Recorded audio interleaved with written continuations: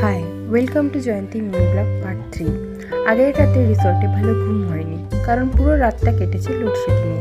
তবুও সকাল সকাল উঠে ছুটে এসেছি আবার এই রিভার বেডে।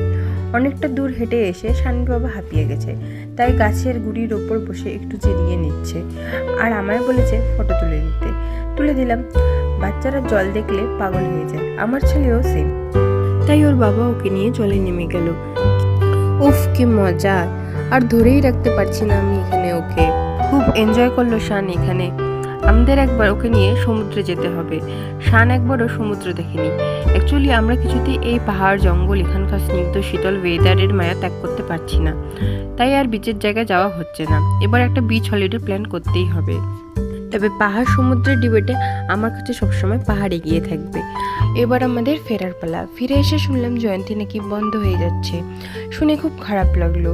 স্বস্তি একটাই, মন মতো করে পুরো একটা দিন এখানে কাটিয়ে আসতে পেরেছি। আজ তাহলে আসি, পরে দেখা হবে নেক্সট কোনো ঘুরতে যাওয়ার ব্লগে। Till then, tata. কে না জানে পাহাড়ের চেয়ে নদীর দামই বেশি। পাহাড় স্থানীয়, নদী বহমান, তবু আমি নদীর বদলে পাহাড়টাই কিনতাম, কারণ আমি ঠকতে চাই। তাই আমি এখন একটা পাহাড় কিনতে চাই।